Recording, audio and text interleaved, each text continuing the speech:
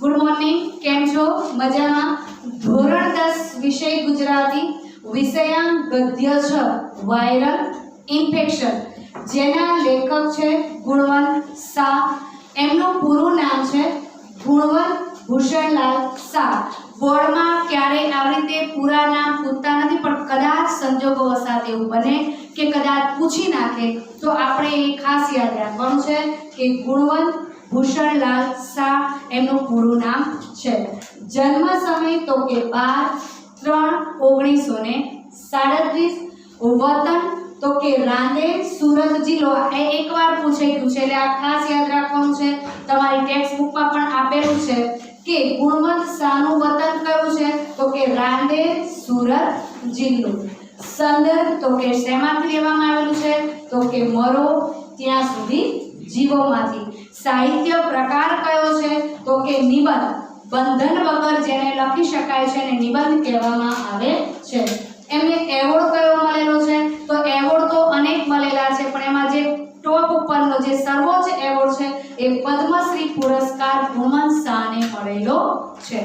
તો હવે આપણે લેખક પરિચય વિસ્તારથી જોઈએ, ત્યારબાદ પાઠનો સારાંશ અને ત્યારબાદ પાઠની સમજૂતી મેળવીશું। ઓકે, હવે ગુણવંત શાહે વડોદરાની મહારાજા સયાજીરાવ યુનિવર્સિટી, અમેરિકાની મિશિગન યુનિવર્સિટી અને દક્ષિણ ગુજરાત યુનિવર્સિટીમાં અધ્યાપક તરીકે સેવાઓ આપેલી છે। અધ્યાપક મીન્સ કે પ્રોફેસર। કાર્ડિયોગ્રામ રણતો લીલાછમ, વગડાને તરસ ટવકાની, વિચારોના વૃંદાવનમાં તેમના નોંધપાત્ર નિબંધ સંગ્રહો છે। નિબંધ સંગ્રહ પણ એને કેવા લીધા છે? વિરોધાભાસ વાળા લીધેલા છે। કાર્ડિયોગ્રામ એટલે શું છે કે તમને કઈ હૃદયમાં કે છાતીમાં દુખાવો થતો તો કાર્ડિયોગ્રામ કાઢવામાં આવે છે, જેની લાઈન ઊંચી નીચી હોય છે, બરાબર? તો એ કાર્ડિયોગ્રામની વાત કરે છે। તો કાર્ડિયોગ્રામમાં લાઈન કેવી હોય છે? ઊંચી નીચી, બરાબર ને? તો કાર્ડિયોગ્રામમાં ઊંચી નીચી જે લાઈન આવે છે એ આપણને ગમે છે, પણ જીવનમાં ઊંચા નીચા સુખ દુઃખના ઢળાવ આવે એ ગમતું નથી। તો આપણે જીવનમાં શું વિચારીએ છીએ? સીધી લાઈનમાં જિંદગી જવી જોઈએ, સુખ એટલે સુખ એવું જ હોવું જોઈએ। પણ જો કાર્ડિયોગ્રામમાં સીધી લીટી આવે તો કાર્ડિયોગ્રામમાં સીધી લીટી આવે તો ગમે છે? નથી ગમતું। પણ જીવનમાં સીધી લીટી ગમે છે, પણ કાર્ડિયોગ્રામમાં જેવી રેખાઓ આવે છે ઊંચી નીચી, બસ જીવન એવું જ છે। તો એ જ ફળદ્રુપતાથી પૂર્ણ જીવન જીવવું જોઈએ। તો આવા કાર્ડિયોગ્રામ વાળા નિબંધ સંગ્રહ પણ એમને લખેલા છે। રણ તો લીલાછમ, રણ તો રણ ક્યારે લીલાછમ હોય? રણમાં ક્યારે હોય? એકાદ બે હોય, બાવળિયા ઉગેલા હોય, બીજું કઈ હોય? બીજું કઈ ના હોય। તો કે રણ તો લીલાછમ। બીજો એક નિબંધ લખ્યો છે કે વગડાને તરસ ટવકાની। વગડો એટલે શું કહેવામાં છે કે વન, તો વન હોય એમાં ક્યારે ટવકાની તરસ હોય ખરી? ક્યારે ન હોય, કારણ કે કા મોરનો ટવકાર હોય, કા કોયલનો ટવકાર, કોઈને કોઈ રીતે ટવકા સંભળાતા હોય, તેમ છતાંય લખેલું છે। શું લખેલું છે? વગડાને તરસ ટવકાની। એક બીજું લખ્યું છે વિચારોના વૃંદાવનમાં। બહુ સરસ, એમનું લખાણ એટલું સરસ હોય છે ગુણવંત શાહનું કે કદાચ ક્યાંક તમને મળે તો ક્યાંક વાંચજો। વિચારોનું વૃંદાવન।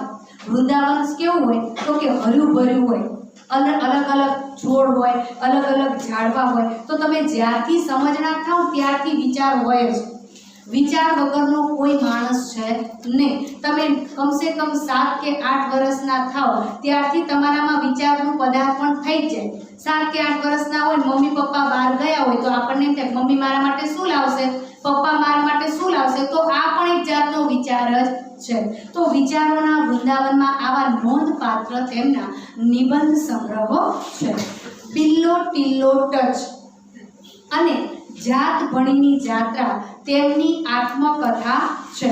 આત્મકથા એટલે તો ખબર છે ને, ક્યારેય પણ આત્મકથા પૂછાય, ધારો કે તમને એવું પૂછે કે એક ડાકુની આત્મકથા, ચશ્માની આત્મકથા, તો ત્યારે ચશ્મા જ આપણે બની જવાનું હોય છે, ડાકુ જ આપણે બની જવાનું। દુકાનદારની આત્મકથા તો દુકાનદાર જ આપણે બની જવાનું હોય છે। આત્મકથા, આત્મ એટલે પોતાની જાત અને એની કથા કહેવાય, એને શું કહેવામાં આવે છે?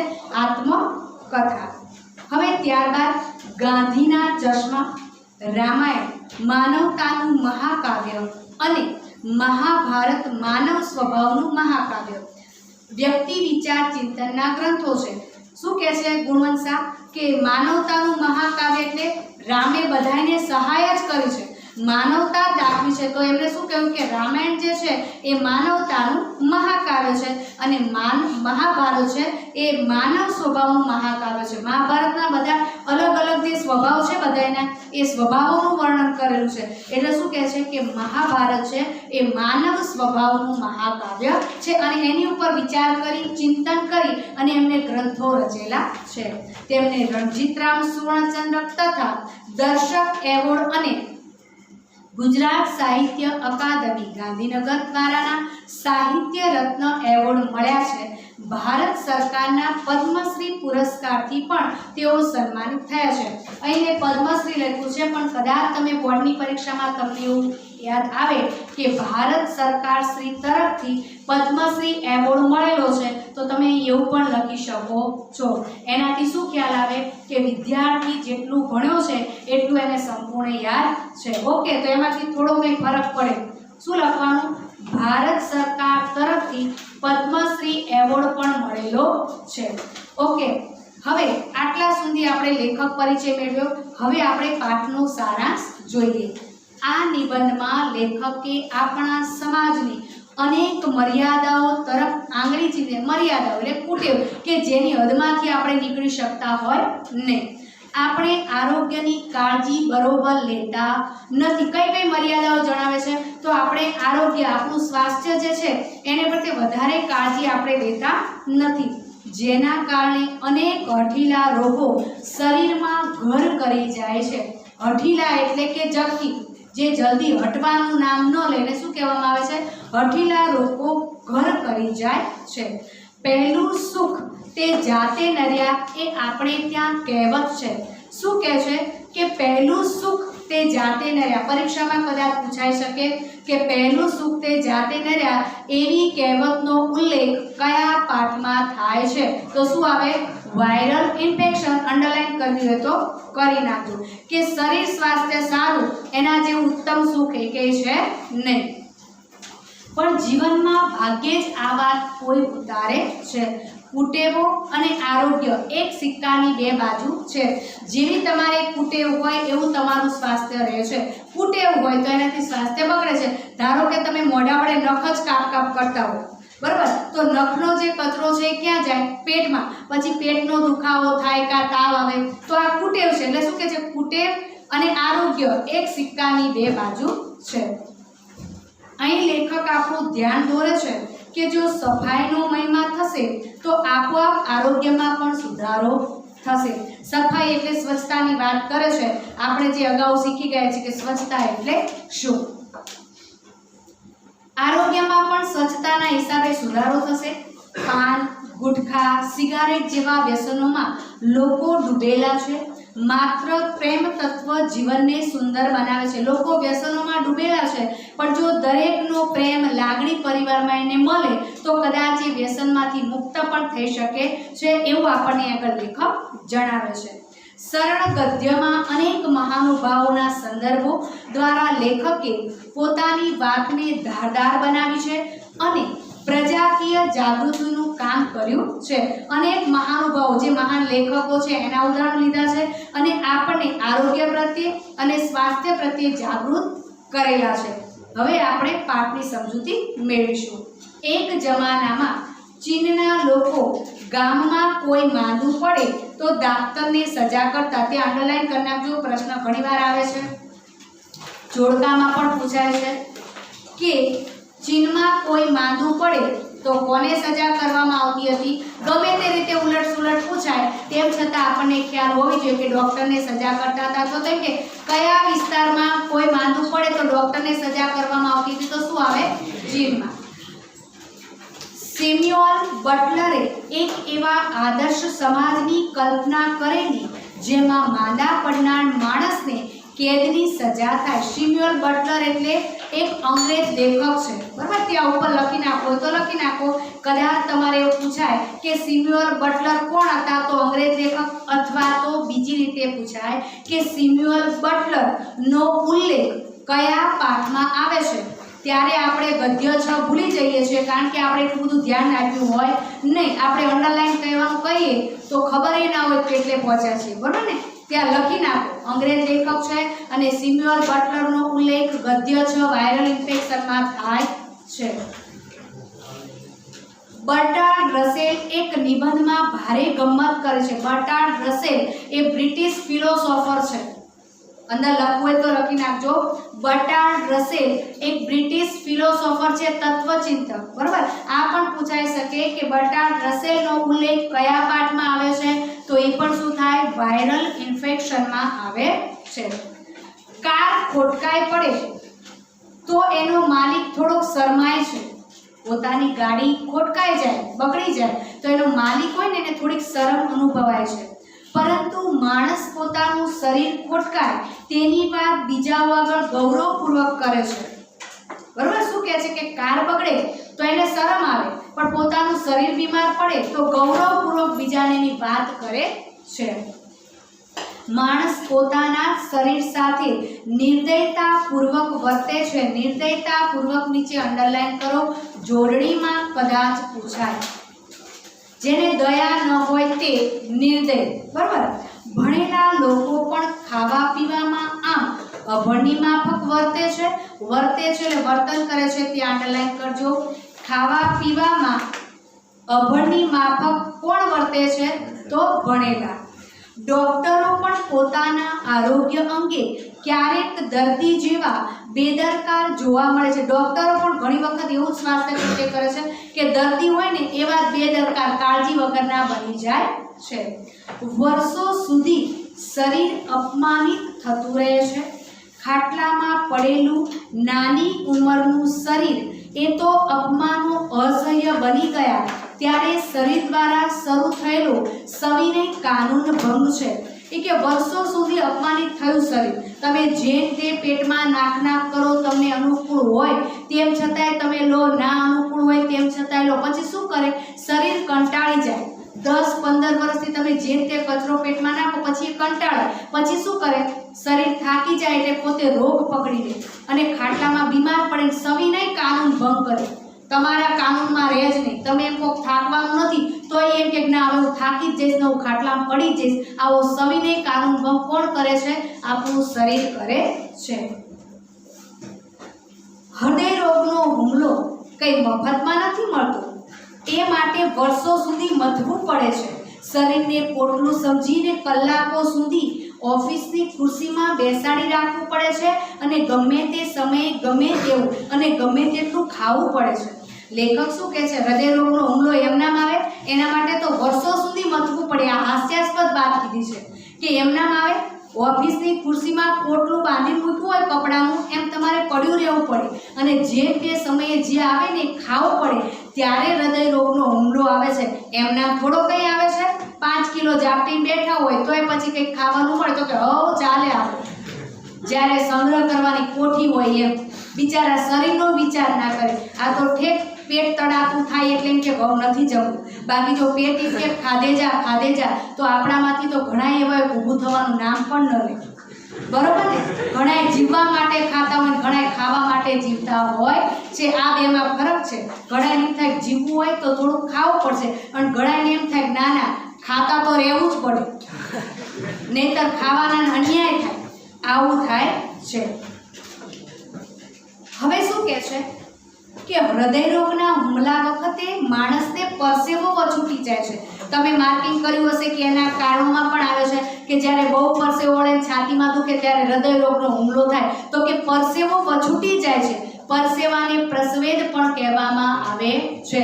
સમાનાર્થીમાં શું થાય? પરસેવો તો પ્રસ્વેદ, બરાબર? જીવનમાં કદી પણ પરસેવો નથી વળ્યો, તેથી શરીરે પોતાના માલિકને કરેલો એ ક્રૂર કટાક્ષ ગણાય. હૃદય રોગના હુમલા વખતે પરસેવો બહુ વળી જાય તો કે શું કર્યું હૃદયે? તો કે હૃદયે એવું કર્યું કે આખી જિંદગી બેઠા બેઠા જ ખાધું છે. એસી ઓફિસમાં બેસીને બસ ગપાટા જ માર્યા છે. હવે હું આવ્યો છું ને એટલે હું તને પરસેવો વાળી દઉં. જો જિંદગીમાં પરસેવો વાળ્યો હોત તો ક્યારેય એટેક આવે નહીં, કારણ કે કાર્યરત રહે, ક્યારેય હુમલો થાય નહીં. પણ હવે હૃદય કહે છે કે આ મારા તરફથી તને ક્રૂર કટાક્ષ મળેલો છે. રોગ થાય તે માટે સુખી લોકો જે સ્થૂળ સાધના કરે તેને બેઠાડું પણ કહેવામાં આવે છે. રોગ થાય ને તે માટે શ્રીમંત લોકો, પૈસાદાર લોકો શું કરે છે કે સ્થૂળ સાધના, સ્થૂળ એટલે બેઠાડું જીવન ગાળવું તે, તો કે એ બેઠાડાપણાની સાધના કરે છે. આપણા દેશમાં આવા સાધકોની સંખ્યા ઓછી નથી. આપણા દેશમાં આવા સાધકો છે જ કે જેને એવું થાય મારી પાસે ક્યાં કંઈ કામ છે, કામનો ઢગલો પડ્યો હોય તોય એમ કે હું બેકાર છું, હું બેરોજગાર છું. કામ કરવું છે એના માટે બેરોજગારી છે જ નહીં.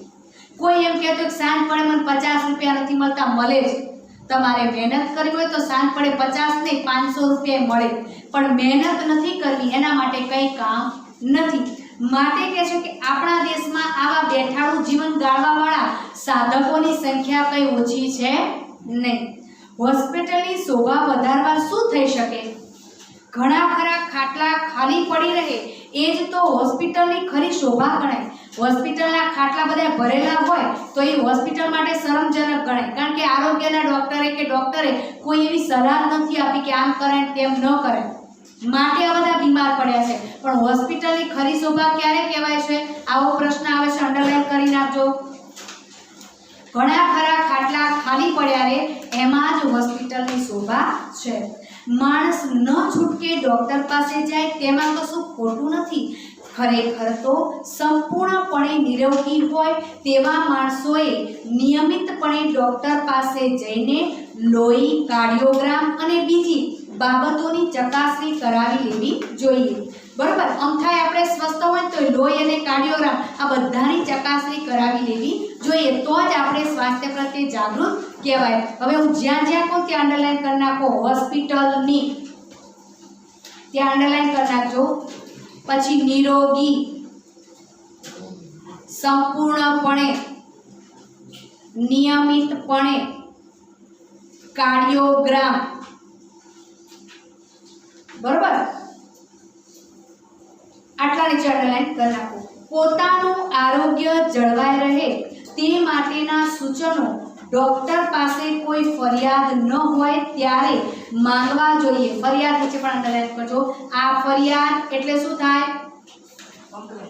કમ્પ્લેન તમે જે કહો છો ને એ.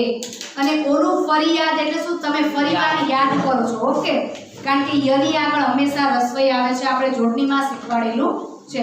1% જેવું બને કે યની આગળ દીર્ઘઈ આવે, પણ એ બહુ મહત્તમ, બહુ ઓછું થાય છે, ન્યૂનતમ. પણ અહીં આગળ યની આગળ રસવઈ આવે. ઓલું ફરિયાદ એટલે બીજી વાર યાદ કરું, અને અહીં આગળ આપણે કરીએ ફરિયાદ એટલે આપણે કમ્પ્લેન કહીએ છીએ ને. ઓકે, દાંતના ડોક્ટર પાસે કોઈ પણ પ્રકારનો દુખાવો ન હોય ત્યારે સમયાંતરે જઈ આવવું જોઈએ. દાંતનો દુખાવો તમને ન થતો હોય ને તેમ છતાં પણ તમારે ડોક્ટર પાસે જઈ આવવું જોઈએ, કારણ કે ચેતાનર સદાય સુખી આવું રાખો તો જ તમારું સ્વાસ્થ્ય સારું રહે છે. ડોક્ટર રોગની જાળવણી માટે છે કે આરોગ્યની? ડોક્ટર હોય એ રોગને જાળવવા માટે હોય કે આરોગ્ય માટે હોય? તો આરોગ્ય માટે હોય. રોગ જાળવી રાખવા માટે ક્યારેય ડોક્ટર હોતા નથી. આ પ્રશ્ન ડોક્ટરોની કમાણી પર સીધો પ્રહાર કરનારો છે. ડોક્ટરને આપણે જો કમાણી ન કરાવતા હોય તો આપણે આપણા સ્વાસ્થ્ય પ્રત્યે જાગૃત રહેતા હોય ને તો આપણે રોગને આકાર ન દઈએ તો દવાખાના આટલા બધા હોય જ નહીં. પણ આપણે આપણા સ્વાસ્થ્ય પ્રત્યે જાગૃત નથી, દુખાવો નથી થતો તેમ છતાં આપણે એકાદ વાર ચેકઅપ 6 મહિને દાંતનું કરાવી લેવાય, તો જ્યારે દાંત સડે ને પછી 10,000નો ખર્ચો લાગે એના કરતાં ઓલું 100 રૂપિયામાં પતી જાય. પણ આપણે એવું નથી સમજતા, માટે ડોક્ટરોની કમાણી ઉપર આવો સીધો પ્રહાર થાય. જો આપણે પહેલા અગાઉ સમજી જતા હોય તો. પણ આપણે કેવા છીએ ખબર છે કે ધીંગાણું થવાનું છે, દુશ્મનની જે સેના છે, ટોળું છે, એ ગામના સીમાડે પહોંચવાની તૈયારી છે. કારણ કે સીમાડે પહોંચ્યું છે ને, ગામના ભાગોળ પહોંચ્યું નથી, ગામના પાદર પહોંચે તાકે આપણે ગઢના કાંગરે આવે તાર કહેજો. ગઢના કાંગરે દરવાજે આવી જાય તાકે દરવાજો તોડ્યો તાકે આંગણામાં આવે તાર કહેજો, આંગણામાં આવે તાર કહેવાય છે કે આપણા પક્ષમાં આવે તાર કહેજો. આપણે આવું વર્તન ધરાવીએ છીએ. ક્યાં? આપણા આરોગ્ય પ્રત્યે. આરોગ્ય પ્રત્યે જો ખાવા જેટલા સજાગ રહેતા હોય ને કે જમવાનું આપણને ટાઈમે ટાઈમે યાદ આવે છે, એવું જો આરોગ્ય પ્રત્યે સજાગ રહેવાનું ટાઈમે ટાઈમે યાદ આવતું હોય ને તો આટલા બધા દવાખાનાઓ ધૂમ ધકતા હોય નહીં. બરાબર, માટે એવું કીધું છે કે આ ડોક્ટરની કમાણી પર આવા બધા પ્રશ્નો સીધા પ્રહાર કરે છે. ઓપીડીમાં કીડિયારું ઉભરાય એ તો સભ્ય ગણાતા સમાજની શરમ છે. ઓપીડી એટલે તમને ખબર છે ને, બારોડો કેસ નોંધતા હોય છે, એની વાત કરે છે કે એમાં કીડિયારું નીચે અંડરલાઈન કરી નાખજો. કીડિયારું ઉભરાય એટલે કીડીઓ કેવી ઉભરાય? કીડિયારું હોય એનું દર હોય, એની બાજુમાં એક કીડી હોય ના, ઢગલાબંધ કીડીઓ હોય ને માટે એને કીડિયારું કહે છે. ઘણી બધી કીડીઓ જ્યાં જમા થઈ હોય એ સ્થાન, એને શું કહેવાય? કીડિયારું. તો કહે છે કે સભ્ય એટલે જે ભણેલા ગણેલા લોકો છે એવા લોકો માટે આ શરમની વાત છે. અનાથ આશ્રમમાં બાળકોની અને ઘરડા ઘરમાં વૃદ્ધોની સંખ્યા વધે એ કે તંદુરસ્ત સમાજની નિશાની નથી. અનાથ આશ્રમમાં કેવા બાળકો મૂકવામાં આવે? મા બાપ વગરના. પણ મા બાપ વગરના ક્યારે થાય? કે અમુક લોકો એવા હોય કે જેને સંસ્કારિતાની ખબર નથી, બાળક શું છે એનું જતન કેવી રીતે થાય, જવાબદારી લેવી નથી પડતી, એવા લોકો જ અનાથ આશ્રમમાં એને છોડી દે છે. અને વૃદ્ધાશ્રમ પણ કેવા હોય? તો ઘરડા ઘરમાં પણ ક્યારે એ કહેવાય? તો કે આ તંદુરસ્ત સમાજ છે એ માનસિક રીતે કેવો છે? બીમાર છે. શારીરિક રીતે સારો છે પણ માનસિક રીતે તંદુરસ્ત નથી, માટે અનાથ આશ્રમ અને ઘરડા ઘરમાં વૃદ્ધોની સંખ્યા વધતી જાય છે. સંકટ સમયની સાંકળ વારંવાર વપરાય તે યોગ્ય નથી. સંકટ સમયની સાંકળ આપણે ટ્રેનમાં જઈએ ને ઘડીએ આમ સાંકળ ખેંચીએ, પછી એકવાર ટીટી આવે, કોણે ખેંચી? તો કે આ ભાઈ. પછી અડધો કલાક થાય પછી કે કોણે ખેંચી? તો કે આ ભાઈ. ત્રીજી વાર તો કોણ કે હાલો તું નીચે ઉતરી જા, તને પોલીસમાં આપી દેવું. એટલે વારંવાર સંકટની સાંકળ ખેંચીએ તો એ યોગ્ય ગણાતી નથી. ડોક્ટરને તાવની ફરિયાદ કરનાર દર્દીઓને કાને આજકાલ બે શબ્દો અચૂક પડે છે. શું કહે છે? ડોક્ટરને તાવની ફરિયાદ કરે તો અત્યારે ડોક્ટરી દર્દીઓને બે જ શબ્દ કહે છે. પછી જો ગુરુ વિરામ આપેલું છે, કોઈ વાક્ય કે પછી આપેલું હોય ને સિંગલ ઇન્ટેડ કોમામાં અને આગળ ગુરુ વિરામ લાગેલો હોય, તો કે વાયરલ ઇન્ફેક્શન. શું કહે છે વારંવાર ડોક્ટર? Viral infection. જેવું તેવું થોડું ઘણું ભણ્યા હોય અને પછી ડોક્ટર બની જાય એટલે એ લોકો શું કે ખબર છે, કંઈ આવડે કે ના આવડે તરત કે વાયરલ ઇન્ફેક્શન છે.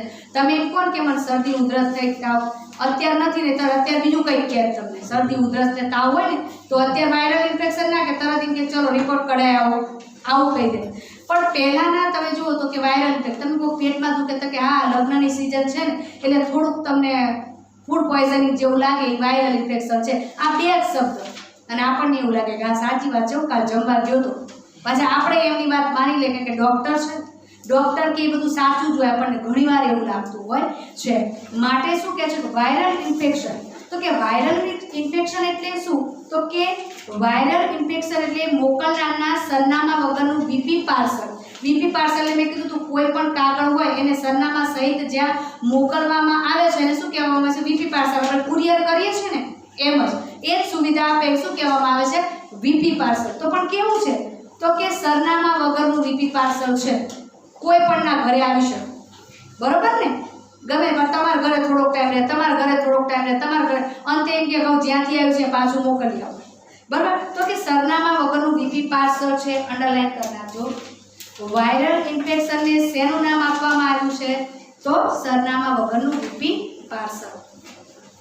ડોક્ટરને કંઈ જ ન સમજાય ત્યારે આ બે શબ્દો એની મદદે આવે છે. ડોક્ટરોનો એમાં કાંઈ જ વાંક નથી. ડોક્ટરનો એમાં કંઈ વાંક જ નથી. જે દેશમાં જાહેર આરોગ્ય આટલું પાંગળું હોય ત્યાં ઢગલાબંધ વસ્તીમાં જથ્થાબંધ મહામારી હોવાની જ. શું કહે છે? જે દેશમાં જાહેર આરોગ્ય, તમને ખબર છે કે હેલ્થ સેન્ટર આપણે છે ને આરોગ્ય વિભાગ સરકારી કે જ્યાં તમને દવા પણ સસ્તા ભાવમાં મળે, તમને કોઈ પણ સલાહ જોઈતી હોય તો એ તમને વિના મૂલ્યે મળી શકે. તો કે આરોગ્ય જ આટલું પાંગળું એટલે વિકલાંગ. બરોબર? તો કે વિકલાંગ છે ત્યાં ઢગલાબંધ વસ્તી વધારો તો ખબર છે ને તમને? તો કે ઢગલાબંધ વસ્તી સમાજમાં આવે છે ભણવામાં, એટલે કે ઢગલાબંધ વસ્તી અને જથ્થાબંધ મહામારી તો હોવાની. જેટલી વસ્તી વધે છે એટલી ગીચતા વધે છે અને જેટલી ગીચતા વધે છે એટલી ગંદકી વધે છે અને ગંદકી વધે છે માટે બીમારી પણ જથ્થાબંધ જ આવવાની, છૂટકમાં આવે નહીં. એટલે કે બીમારી પણ શું આવે છે? જથ્થાબંધમાં જ આવે છે. જ્યાં ઇન્સાન અને ઉકરડો અડખે પડખે મળી સમજીને રહેતા હોય ત્યાં હોસ્પિટલો પણ ગંદી હોવાની. ઉકેડો અને માણસ, તમને ખબર છે અત્યારે મોસ્ટ ઓફ તમે ગમે ત્યાં જોવા જાઓ તો ઘણીવાર આપણને ત્યાંથી નીકળવું પણ ન ગમે, આપણને ત્યાં કાં તો ના છૂટકે નીકળવું પડે. બાકી એટલી બધી ગંદકી હોય ને તેમ છતાં બિંદાસ ખાટલો નાખીને પોતાનું ભોજન કરતા હોય. તો આ શું છે? તો ગંદકીને તમારે મિત્રતા જૂની હોય જન્મો જન્મની એવું લાગે કે તમને ગંદકી વગર ન ચાલે, ગંદકીને તમારા વગર ન ચાલે. જન્મો જન્મના સાથી કોણ? તો કે ગંદકીને હું. આવો જ્યાં ત્રાસ બેસતો હોય ને ત્યાં આગળ હંમેશા બીમારી રહેવાની જ છે. તો કે ઉકરડો ને માણસ અરસ રહે છે ને ત્યાં આ રહેવાનું છે. અને ત્યાં હોસ્પિટલો પણ ગંદી હોવાની છે. સ્વચ્છ હોસ્પિટલો વધારે પડતી મોંઘી હોય છે. સ્વચ્છ હોસ્પિટલો એટલે કઈ? પ્રાઇવેટ. અને ઓલી ત્યાં કોઈ સાફ સફાઈ કરે ને. એટલે શું કહેવા માંગે છે? આપણને શબ્દનો ઉલ્લેખ નથી કરતા પણ આપણને શું કહે છે કે જે સ્વચ્છ હોસ્પિટલ હોય છે તે કેવી હોય છે? મોંઘી હોય છે. અને જે ગંદી હોય છે એ સસ્તી હોય છે. પણ ત્યાં આગળ આપણે તેમ છતાં આપણી મજબૂરીએ જવું પડતું હોય છે. સ્વચ્છ હોસ્પિટલમાં લીલા પાટિયા પર સુંદર લખાણ એટલે અવતરણ લખેલું હોય છે જે થોડે દિવસે બદલાતું રહે છે. સ્વચ્છ હોસ્પિટલમાં ભાવ લખવાની વાત કરે છે લીલા પાટિયા ઉપર. જ્યારે ઓલી હોસ્પિટલ હોય ત્યાં તો કમસે કમ જે 10 વર્ષ પહેલા ભાવ હોય ને એ જ લખેલો હોય.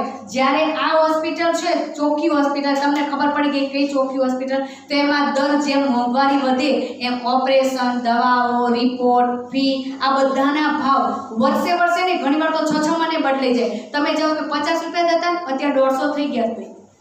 જેવો દર્દ જેવા રોગની ફેલાવો થાય, જેવો રોગ નવો નીકળે એ પ્રમાણમાં ફી લેવાતી હોય છે. કે લીલા પાટિયા ઉપર જે લખાણ હોય છે એ થોડે દિવસે બદલાતું રહે છે. ભારતની પ્રજામાં ગંદકી પ્રત્યે જે સુખ હોવી જોઈએ તે જાજી જોવા નથી મળતી. સુખ એટલે ચિત્રી, અણગમવું. સુખ એટલે શું થાય? ચિત્રી, અણગમવું. તો કે ભારતની પ્રજામાં, પ્રજા એટલે લોકોમાં જે ગંદકી પ્રત્યે અણગમો હોવો જોઈએ ને એવો હજુ જોવા મળતો નથી. અહીં પડું કઈ વાંધો નહીં, ભલે પડું, આપણને શું નડે છે? કાં તો બાજુવાળાએ કચરો નાખ્યો હોય આમથી આમ તો આપણે સામાનાથી ઉલાળીને આમ, પછી બપોર થાય એટલે બાજુવાળા આમ આવવા દે, પછી સાંજ પડે ને આપણે આમ જવા દે. અંતે ત્રીજે દિવસ બિચારો કોઈ વાળું આવે એ લઈ જાય. એટલે આપણે આવા છીએ કે આપણને જલ્દી સુખ નથી ચડતી. ચલો ભલે એને નાખ્યું તો કંઈ નહીં, આપણે આપણા ડસ્ટબિનમાં નાખી કચરા પેટીમાં નાખી આવો. કારણ કે સ્વચ્છતા પ્રત્યે સજાગતા હજુ આપણને આવતી નથી. જાજી જો લખ્યું છે ને જાજી, ઈ આમાં યાદ રાખજો, અંડરલાઈન કરી દો તો કરી નાખજો. ગંદકી આપણને બહુ ખલેલ નથી પહોંચાડતી. ખલેલ એટલે કે આપણને અવરોધરૂપ ગંદકી બહુ બનતી નથી. ગંદકીનો આવો સ્વીકાર દુનિયામાં ક્યાંય જોવા નહીં મળે. આખી દુનિયામાં તમે ફરી આવો પણ ભારતે જેવો ગંદકીને સ્વીકાર કર્યો છે એવો સ્વીકાર તમને દુનિયામાં ક્યાંય જોવા નહીં મળે. ગંદકીથી ભારે ખલેલ પામનારા ભારતના સૌપ્રથમ સાધુ સ્વામી વિવેકાનંદ હતા. ત્યાં અંડરલાઈન કરી નાખજો. ગંદકીથી ખલેલ પામનાર સૌથી પહેલા સાધુ અથવા તો વ્યક્તિ કયા હતા? તો સ્વામી વિવેકાનંદ હતા. ગરીબી અને ગંદકી વચ્ચેના બેનપણાને કારણે આપણી હોસ્પિટલોમાં ઢગલાબંધ દર્દીઓ બળબડતા રહે છે. શું કહે છે કે ગરીબી અને ગંદકી આ બેને બેનપણી છે, ફ્રેન્ડશિપ છે. ગરીબી હોય ત્યાં શું હોય? ગંદકી હોય. અને ગંદકી હોય ત્યાં ગરીબી હોય છે. કારણ કે હાથે કરીને આપણે નિમંત્રણ આપીએ છીએ, કારણ કે આપણે ભણતરને વળગતા નથી. જો ભણતરને વળગે તો એને ખબર પડી જાય કે ગંદકી શું કહેવાય છે, પણ આપણે એ લાઈન ઉપર નથી જતા. એટલે ગરીબી અને ગંદકીને બેનપણા છે. એટલે હોસ્પિટલોમાં શું છે કે બહુ બધા ઢગલાબંધ દર્દીઓ બળબડતા હોય છે. અહીં 5 ખાટલા હોય ને 5 ખાટલા હોય, ઘણા તો બાકડા ઉપર સુડા દીધા, બાટલો ચડાવી દીધો હોય ગ્લુકોઝનો, બરોબર. એટલે કે ગરીબી અને ગંદકીના હિસાબે હોસ્પિટલમાં કેટલાય લોકો દર્દીઓ બળબડતા હોય છે. વેદ, ઉપનિષદ, ગીતાના વારસા અને વૈભવ અંગે ગૌરવ લેનારી આપણી પ્રજાનો બહુ મોટો વર્ગ અભણ છે. તો કે અહીં કહે છે વેદ, ઉપનિષદો અને ગીતાના વારસાનો વૈભવ લેનારા લોકો અહીં આગળ શું છે કે બહુ મોટો વર્ગ અભણ છે. તો અહીં આગળ આપણે પાઠની સમજૂતી આટલે રાખીએ છીએ. નેક્સ્ટ લેક્ચરમાં વધુ સમજૂતી મેળવશું. ત્યાં સુધી અસ્તુ, ધન્યવાદ, થેન્ક યુ.